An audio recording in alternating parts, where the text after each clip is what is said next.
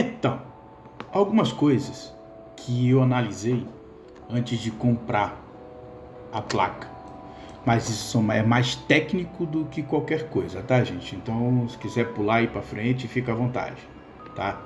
O que acontece? Eu vi a proximidade dos componentes, tá? As memórias são muito coladas ao socket do processador, tá? Os VRMs, eu percebi que os VRMs, que são esses componentezinhos quadradinhos aqui, ó, tá? O dissipador não está colado, não está em cima deles. O dissipador está depois deles. Então, se você tem uma corrente de ar vindo de cima, tá? Passando pelo processador, pelo dissipador, do cooler do processador e vindo para cá, você está pegando o calor do VRM e jogando nos dissipadores, tá? O ideal seria que os dissipadores estivessem em cima, tá? Para que o vento que vem do cooler esfriasse os dissipadores e, por consequência, os dissipadores iriam resfriar os VRMs. Bom, mas como quem construiu a placa estava querendo economizar componente, querendo economizar espaço, então acabou ficando desse jeito, a gente vai ter que improvisar, tá? A mesma coisa conta para o M2, tá? O M2 está muito próximo ao socket do processador, tá? Não tem espaço quase nenhum. Então, assim, tem que, quando vocês forem comprar a placa, pensem num cooler. Não adianta ser um water cooler, até porque não tem necessidade, é extremamente caro, é besteira. Pense num air cooler que consiga jogar ar para tudo aqui embaixo, tá? Para tudo que esteja aqui embaixo, tá? Eu costumo chamar esses coolers, né, em forma cooler peão, tá? O cooler peão, quando vocês colocam ele no processador, vou deixar uma imagem já aí do cooler peão. Quando vocês colocam o cooler em cima do processador e grampeiam ele, tá? O vento vai para tudo que está embaixo, tá? Não vai exatamente pro processador. Ele vai resfriar todo o componente que está embaixo, tá? Existem uns coolers novos agora que é em forma de radiador de carro, tá? Que também estou deixando a imagem para vocês aí. O que acontece? Ele só passa da frente da placa-mãe para trás. E aí tem aqui atrás no gabinete vai ter um outro cooler jogando o ar que está aqui dentro para fora, tá? Então nada aqui por baixo recebe circulação. Ele fica à disposição da temperatura do ambiente, tá? Não que não funcione, não que não resolva, mas a gente pode melhorar um pouco a questão da dissipação, né, de calor, por que não ajudar, né? Uma outra coisa que eu achei complicado para quem for montar, esse parafusinho aqui, depois vai ter um vídeo, vou mostrar ele. Esse parafuso, eu fiquei imaginando, na hora que botar na torre, isso vai dar uma dor de cabeça para colocar, porque as chaves de fendas que eu tenho são todas mais encorpadas, né? E vai acabar batendo nos clipes das memórias, vai ser uma dificuldade gigantesca, tá? Mas assim, nada com que a gente não resolva, né? Uma outra coisa que eu achei diferenciado, né, dessa placa-mãe é isso aqui, esse conector fan aqui, conector do dissipador, e esse outro conector aqui. Vocês podem ver que esse daqui é o do CPU e esse daqui é o da placa do gabinete, se você for usar um cooler que tem esse tipo de conector. O que acontece? Por questão de organização, fica muito mais fácil você pegar o cabo do cooler, esconder ele por aqui por baixo e vir aqui e encaixar. do que pegar ele aqui e deixar exposto, até porque ele está depois da memória. Então eu vou ter que passar ele de um jeito que ele venha por aqui assim, faça uma curva aqui, entre aqui para encaixar aqui. Ele fica muito exposto, tá? Por uma questão de organização fica feio, tá?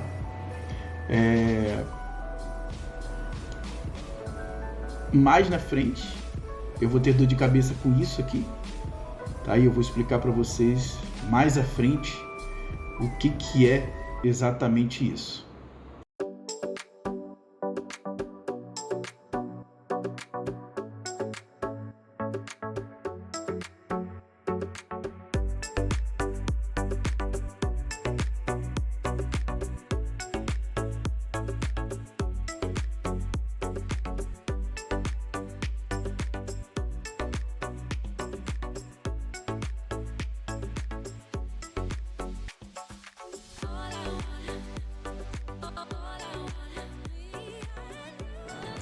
Uma explicaçãozinha rápida sobre o que aconteceu comigo, tá?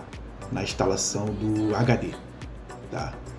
Na montagem eu verifiquei o jampeamento, tá? E verifiquei se estava compatível com o meu computador, com o meu HD, né? Deixa eu abrir uma outra imagem aqui. Nessa imagem, tem esse jampeamento aqui, um ampliado, vocês vão ver que ele veio de fábrica nesse formato. Isso quer dizer que é aceitável para HDs NVMe M2, que é exatamente o meu HD, que é o HD que eu comprei, tá? NV2, NVMe, aqui tá um O. Eu tentei pesquisar no site da Kingston se tinha alguma diferença, mas eu acredito que não, tá? Assim como tá um Ozinho aqui, eu acho que é por causa do tamanho, e quando eu tentei ampliar, não ficou legal, tá? E agora também, ele montado, eu não vou desmontar para tirar uma foto do HD, tá? Mas eu acredito que tanto esse O quanto esse aqui são letras S. Aqui é da caixa, tá? Da cartela que vem o HD, tá? E ele veio, a placa-mãe veio configurado para isso aqui. Ele veio com esse jampeamento. Então eu verifiquei o jampeamento, veio de fábrica, eu conectei o HD, tá? E beleza. Quando eu terminei de montar o computador, ele não ligou. Ele não dava sinal nenhum, sabe? E então eu fiquei um pouco desconfiado, tá? Fiz alguns testes, mas eu já mais ou menos sabia o que era. E aí, para piorar a situação, por causa do gabinete apertado, tá? Eu tive que retirar a placa-mãe do gabinete, desmontar o cooler, tá? Para fazer a troca. E esse jampeamento é muito pequeno, tive que fazer com pinça, tá? Para trocar desse daqui para esse daqui, tá? E aí, eu fiquei desconfiado do meu HD ser um HD falso, tá? Ser um HD falso, tá? E aí, como eu falei para vocês anteriormente, eu tenho um aplicativo que toda vez que eu instalo um HD Kingston, eu vou verificar a compatibilidade dele. Eu abro o HD, o aplicativo, depois de instalado, eu venho com esse código, que é o código que reconhece, que é reconhecido pelo aplicativo, tá? Jogo no Google, tá? Eu vou jogar no Google, deixa eu arrastar esse aqui para outra tela, vou abrir aqui meu navegador, tá? Eu digitei isso aqui no Google, tá? E todos eles que vem com essa numeração, tá? Vou aqui no site da Kingston, tá? E no próprio site da Kingston, ele me fala que ele é um NV2 no formato NVMe 4.0 ultra rápido, leitura e gravação, ele lê em 3.500 e grava em 2.100 megabits por segundo, tá? Então, assim, pela especificação, o meu é um HD original, tá? Então vamos voltar aqui para a imagem, tá? E aí,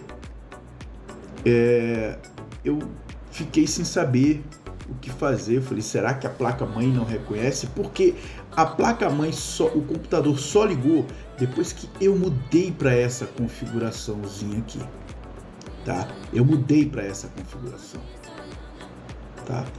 E aí eu baixei o manual da placa, tá? E eu vi uma coisa aqui, deixa eu aqui, sim, aqui. Eu olhei, eu verifiquei que esse painel, essa imagem no manual, essa imagenzinha aqui no manual, tá? Ela está ao contrário do que está na placa-mãe, tá? Ela está de cabeça para baixo.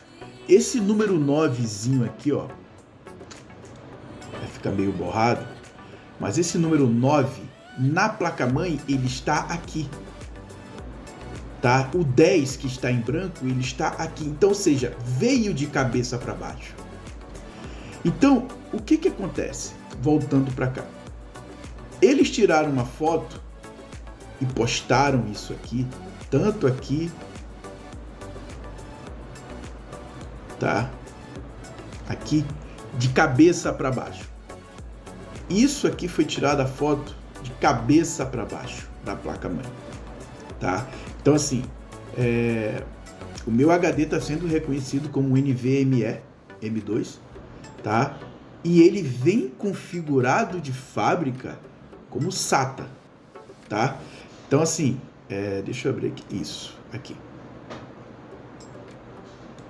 Se eu vir aqui, ele vem assim de fábrica, ó.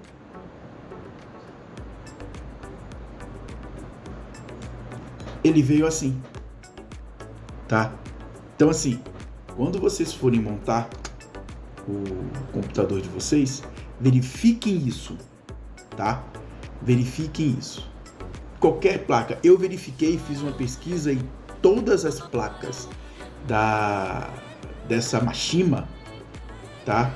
Vem com as fotos nos manuais de cabeça para baixo com o que está na placa, tá bom? Então, feito explicado isso, vamos para frente.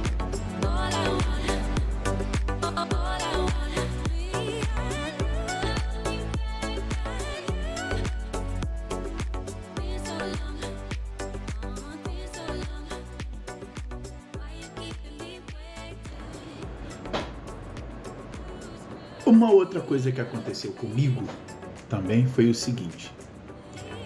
Na hora que eu tentei fixar o HD através daqui, tá? Desse conectorzinho aqui, ó. É aqui que a gente parafusa o HD, o M2 na placa-mãe. O que aconteceu? Toda vez que eu dava uma encostadinha aqui, eu sentia que havia uma folga. O parafuso, por mais que ele estivesse totalmente apertado, ele não ficava com folga. O HD ficava balançando, tá? Não que o HD fosse cair, mas assim, todo mundo sabe que peça solta dentro de um computador vibrando, isso não é bom, tá? Então eu tive que dar uma improvisada. O que foi que eu fiz? Tá? Fiz o seguinte.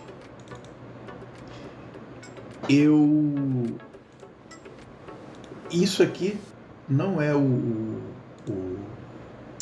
parafuso que vem, tá?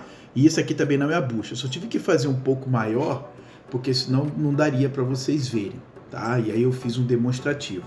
Peguei uma buchazinha, a menor que eu tinha aqui em casa. Isso aqui é bucha de parafuso, de botar parafuso na parede, tá? Cortei um pedacinho da bucha aqui, ó, a menorzinha que tinha, fiz uma espécie de anelzinho. Porque aqui, ó, onde tá esse anel que faz parte dessa bucha no parafuso, tem uma espécie de de chanfro, ou sei lá, não tem rosca. Então dando um limite pro parafuso. Só que por algum motivo esse limite deixa o HD vibrando. Então o que foi que eu fiz? Botei esse anelzinho, fiz um anelzinho de espécie de arruelazinha de plástico, coloquei aqui no parafuso e parafusei no HD. Tá? O HD na placa-mãe. E aí, aí eu não uso parafusadeira, usei uma chave Phillips, né? E aí quando encostou e eu vi que deu o aperto, eu parei. Tá? E aí o HD aqui parou de vibrar, certo?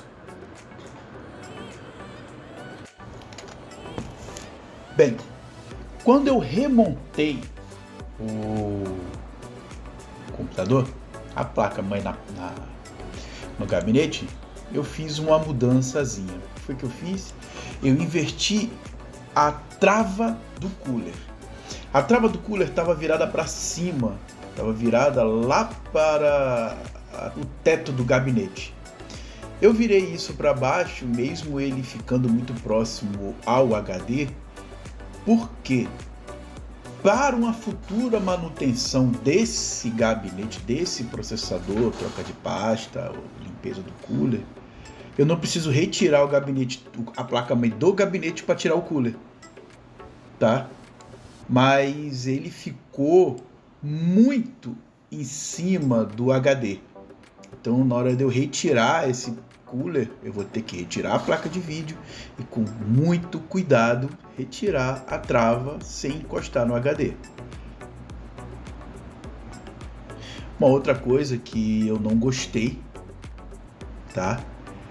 Mas aí realmente não é questão do que eu posso reclamar pelo preço que eu paguei, é esse conector PCI aí, tá? Eu tenho uma placa de rede, tá? Que eu queria estar espetando ela, não queria estar utilizando o recurso da placa-mãe, eu queria ter uma placa de rede extra, né? Para poder não precisar fazer o gerenciamento pela placa-mãe e sim pela própria placa de rede.